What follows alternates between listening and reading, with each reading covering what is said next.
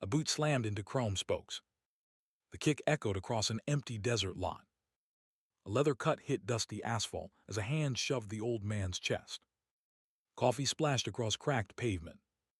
The old biker did not stumble. He did not raise his hands. He did not raise his voice. He looked at the young man for one long second. Then he bent down, picked up his cut, brushed the dirt off the colors stitched into the back, walked to the bench beside the pump, sat down, took another sip of the coffee that was still in his other hand, smiled like a man who already knew how this story ended. The young man laughed.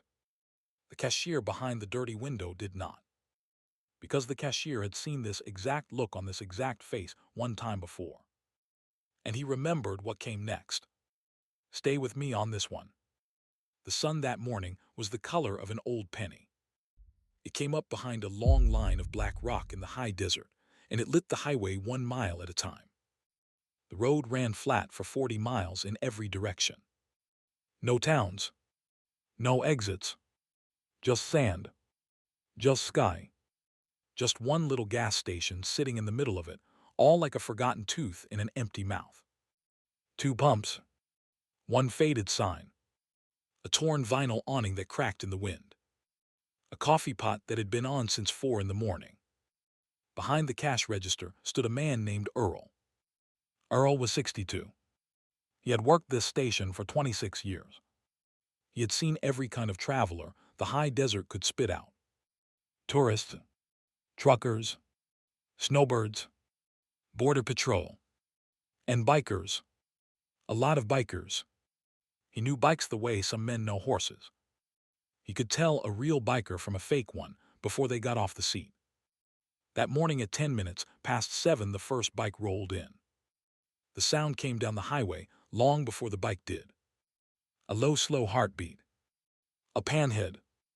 An old one. Earl knew it without looking. He set his crossword down. He poured a fresh cup of black coffee into a paper cup. He set it on the warm wood counter and waited. The bike that came around the side of the pumps was a panhead from the early 60s. Cherry red over rust black. The fenders were short. The bars were drag bars. The seat was a single solo worn smooth in the middle. The tank had a small white wing on each side.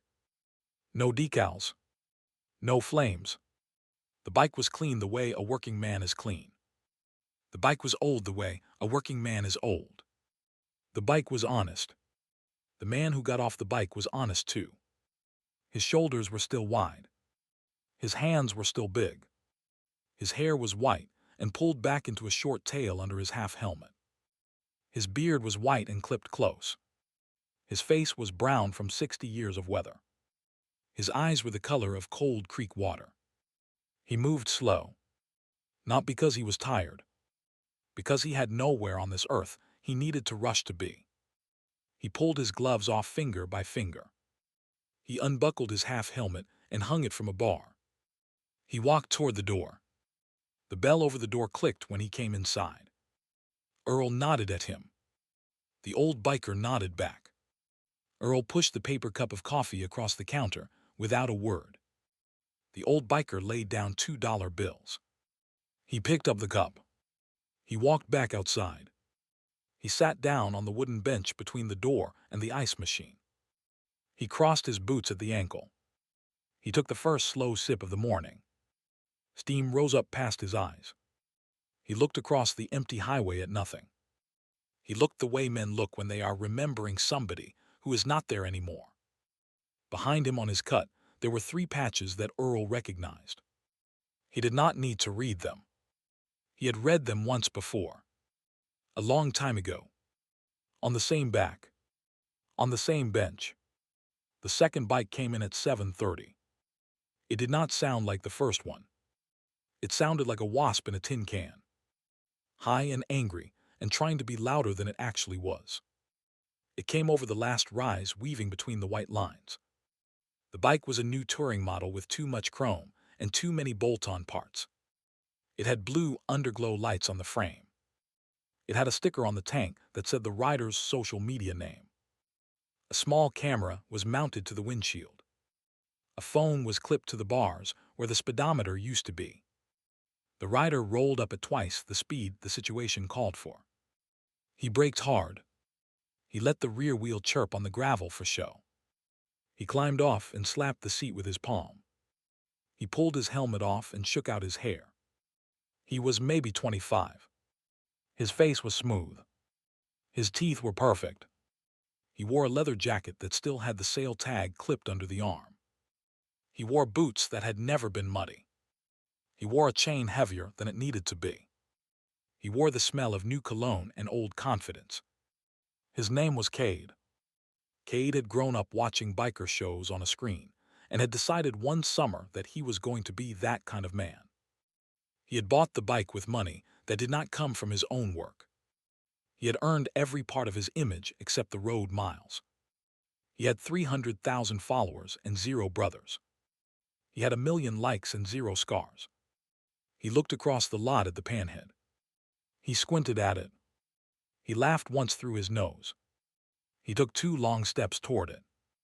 The old biker on the bench did not look up. Cade walked around the panhead in a slow circle. He shook his head. He pulled his phone out.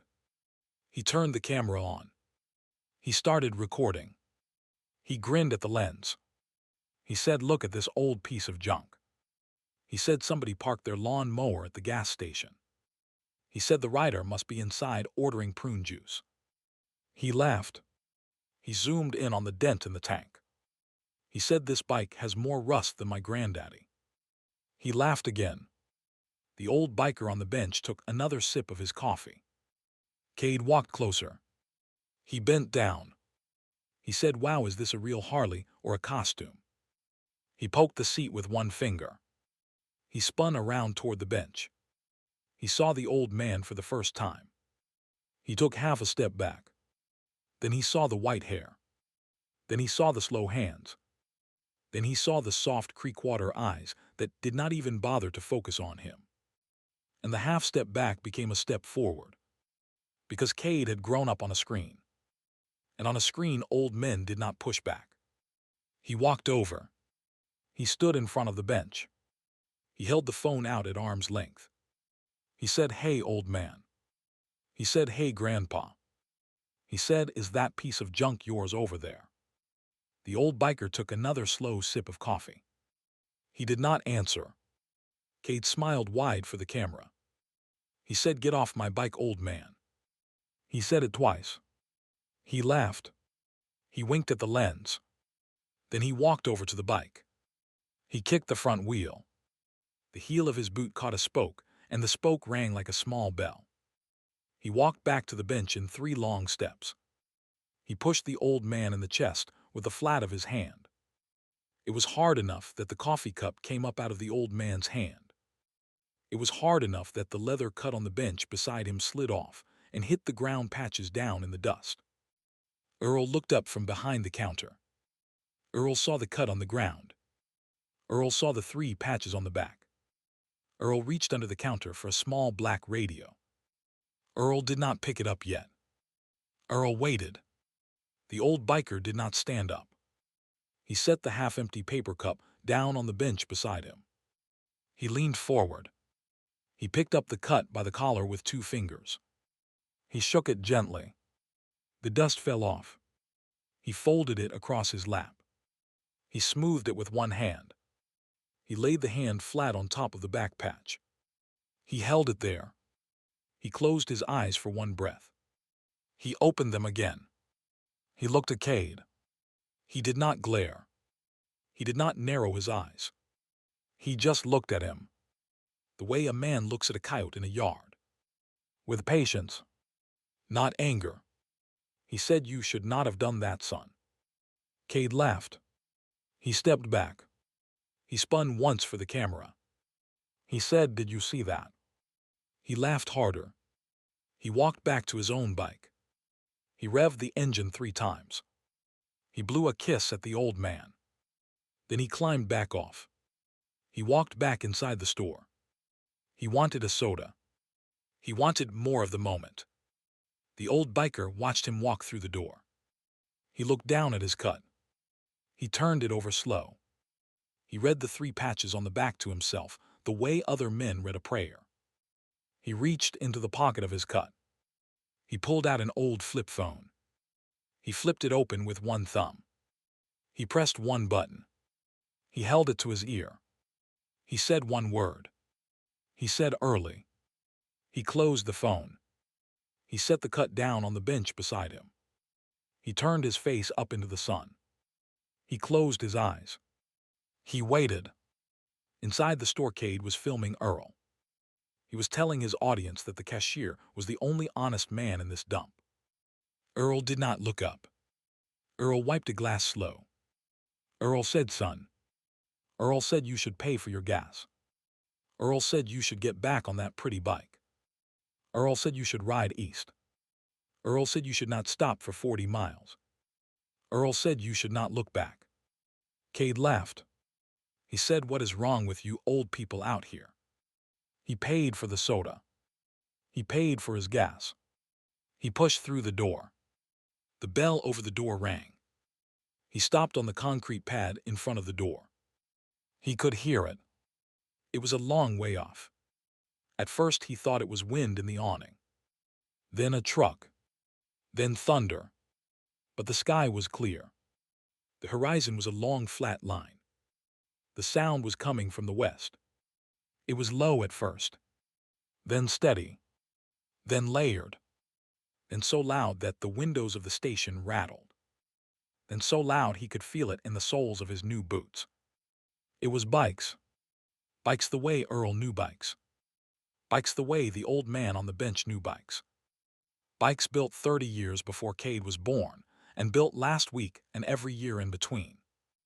Bikes that had crossed every road in this country and a few in others. Big twin engines and shovel engines, and pan engines and knucklehead engines, and modern twin cam engines all turning over together. Not one bike. Not 10 bikes. Not a club ride. A column. A column that came over the western, rise 3 abreast and kept coming. 3 abreast and 3 abreast and 3 abreast and 3 abreast, and it did not stop. It did not stop for the first row. It did not stop for the 10th row. It did not stop for the 50th. Cade counted by 3s, and then he stopped counting, because counting did not matter anymore. They came down the slope of the highway, toward the station like a black river. Black tanks. Black tires. Black gloves. Black helmets. Black cuts. White patches stitched on every back. The patches all said the same 3 words across the top.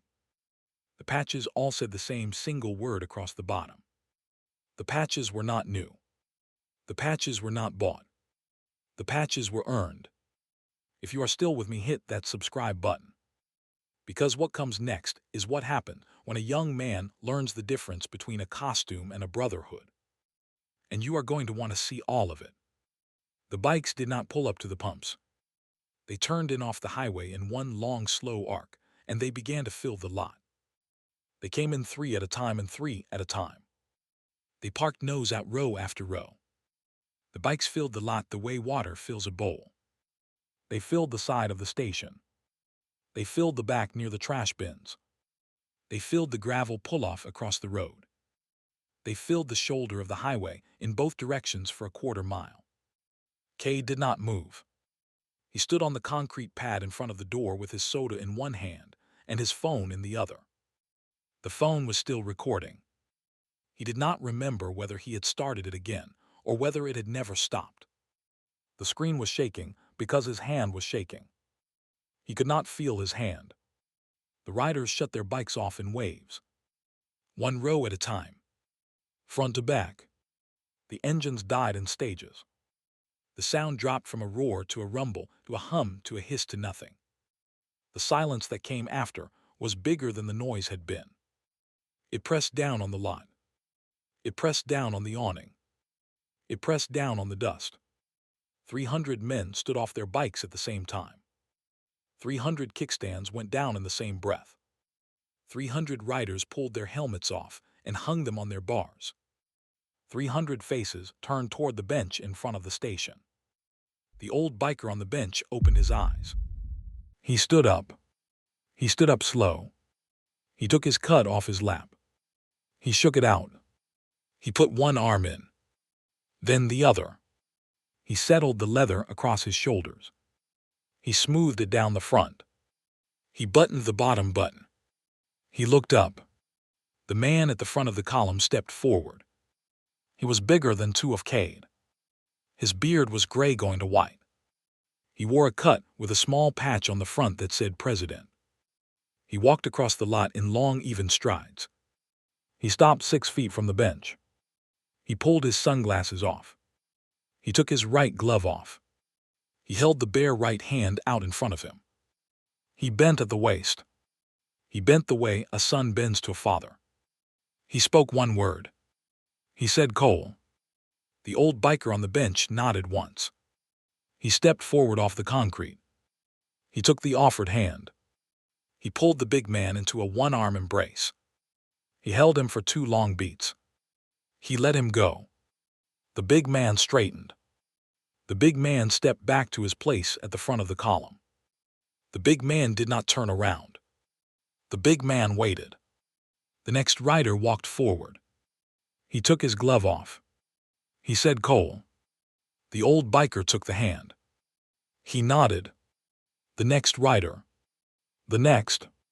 300 times. Each rider said the name. Each rider received a nod. Each rider stepped past and took a place behind the bench in long, quiet rows that filled the whole lot. Cade stood on the concrete pad. He did not move. The soda in his hand was warm now. The phone in his other hand was still recording. He had stopped trying to be the man on the camera. He was the man being filmed by his own camera. He did not know it yet. Halfway through the line, a rider stopped on his way past and turned his head. He was a tall rider. He had a long black braid down his back. He looked at Cade. He did not glare. He did not threaten. He just looked. He looked Cade up and down once. He looked at the boots that had never been muddy. He looked at the jacket with the price tag still under the arm. He looked at the phone in Cade's hand. He smiled the tiniest smile. He shook his head once. He walked on.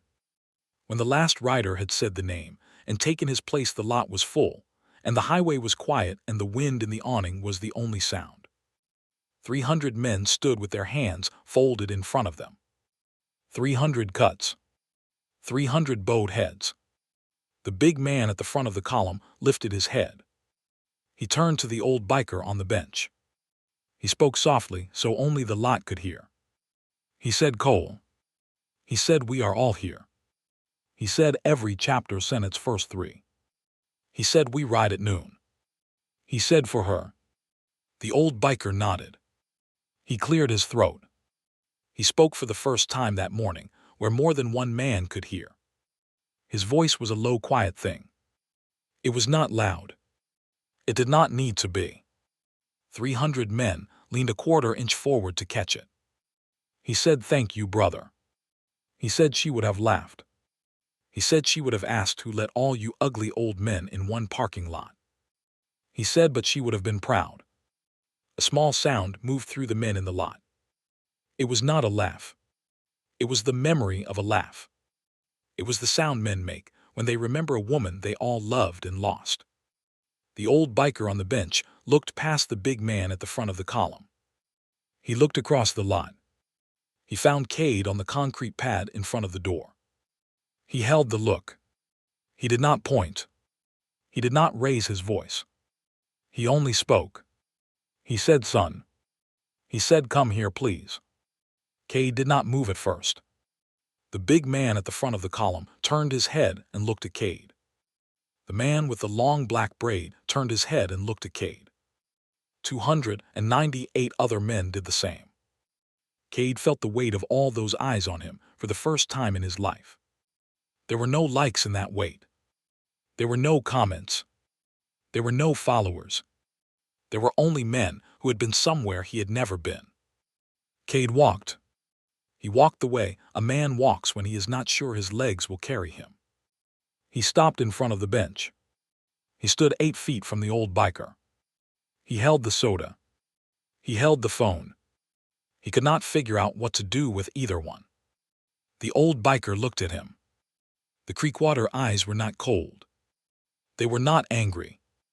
They were tired. They were patient. They were sad in a way that had nothing to do with Cade and everything to do with somebody who was not at the gas station that morning. He said, "Son." He said, "What is your name?" Cade said, "Cade." His voice came out smaller than he expected. The old biker nodded. He said, "Cade." He said, "Do you know what these patches mean?" Cade looked at the patches across 300 backs. He shook his head slow. The old biker said the patch on the back is a promise. He said it is not a costume. He said it is not a brand. He said it is a promise that the men around you will be there. He said when your bike breaks down at 3 in the morning. He said when your father dies. He said when your wife gets sick. He said when she gets so sick that the only thing left to do is ride the long way home with her on the back of your bike, one last time. He said it is a promise. He said it is paid for with years. Cade looked down at the concrete. He could see his new boots. He could see how clean they were. The old biker said the bike you laughed at this morning. He said her name was Ruth. He said I built her in 1964 for my wife. He said my wife rode her for 52 years on the back of my seat. He said she rode her last ride on the back of my seat 6 months ago. He said she did not come home. He said we are riding today to take her ashes to the place she liked best. He said it is 200 miles east of here.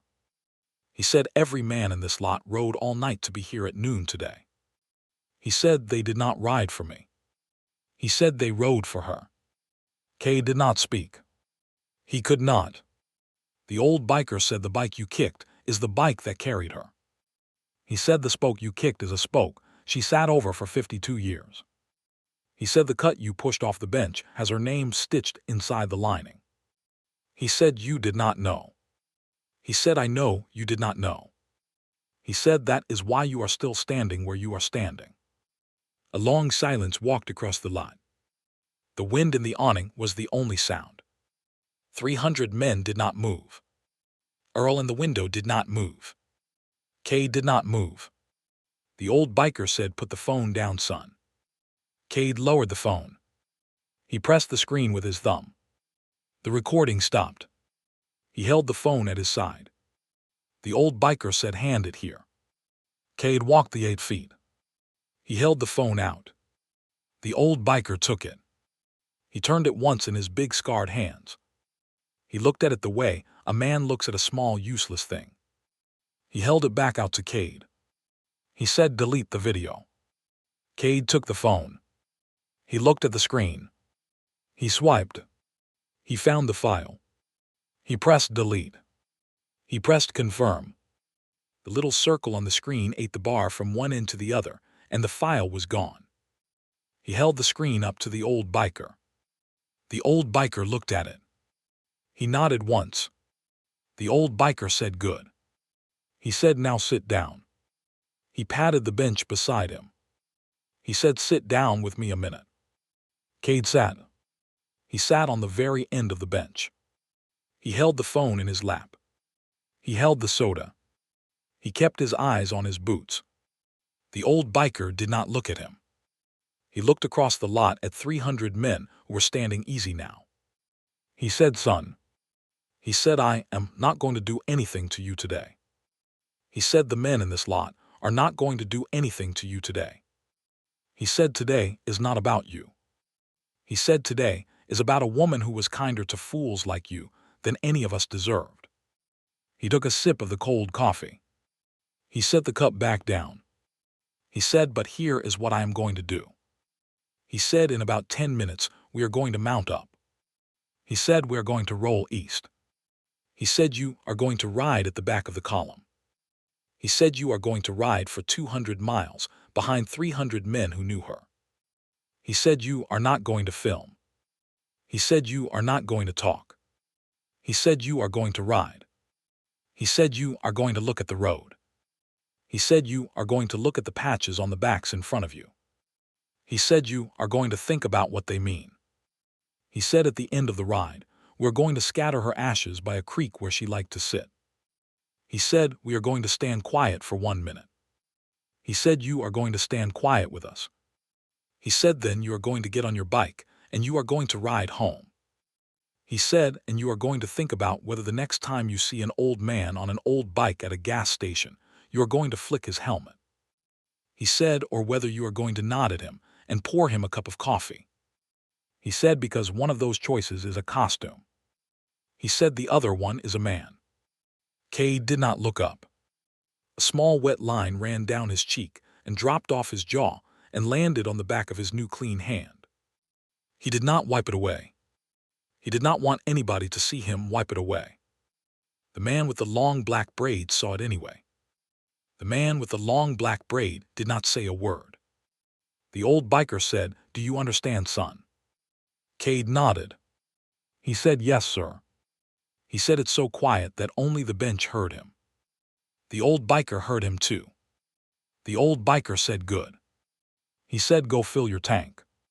He said, "Use the bathroom." He said, "Drink a real glass of water." He said, "Be on your bike in 10 minutes. He said, "Do not be late." He said, "We ride at noon." Cade stood up. He walked across the lot to his bike. His legs worked better now that he had a thing to do. He fueled up. He went inside. Earl was behind the counter. Earl did not say a word. Earl pushed a paper cup of water across the counter to him. Cade took it. He drank it slow. He set the cup down. He met Earl's eyes for 1 second. Earl nodded the smallest nod a man can nod. Cade nodded back. He walked back outside. The big man at the front of the column was already on his bike. The other riders were mounting up in waves.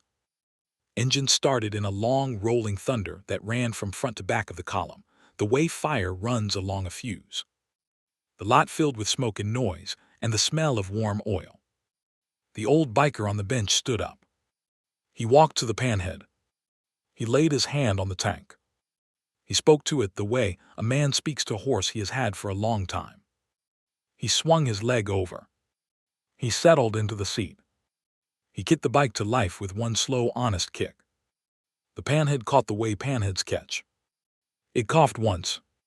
It coughed twice. It rolled into a steady, low heartbeat that had been the soundtrack of his life since before Cade's grandfather had been born. He looked back over his shoulder at Cade. He nodded once. He pointed to the back of the column. Cade rode to the back. He took the last spot. He sat on his new bike with its small fairing and its blue underglow lights and its phone clip that was empty now because he had put the phone in the saddlebag and zipped it closed. The big man at the front lifted one hand. He dropped it. The column rolled. 3 abreast and 3 abreast and 3 abreast. They rolled out of the lot. They turned east on the highway. They rolled up the slope of the road. They crested the rise. The sound of 300 engines became one engine, became one heartbeat, became one slow promise rolling east across the empty desert. Cade rode at the back. He did not film. He did not talk. He looked at the patches on the back of the rider in front of him. He read the 3 words across the top. He read the 1 word across the bottom. He rode for 200 miles. He thought about a woman he had never met. He thought about a bike he had laughed at. He thought about the difference between a costume and a man. Earl watched the column disappear over the rise. He watched the dust settle. He picked up the empty paper coffee cup off the bench. He carried it inside. He set it on the counter behind the register. He kept it there for a long time. Years later, he would still keep it there. It was the only proof he had that he had seen what he had seen. Most days he did not need the proof. Most days he just needed to look at the cup. And remember the morning when 300 Hell's Angels rolled in off a long, empty road to say the name of a man who had once been kind to a fool, and the name of a woman who had been kinder still.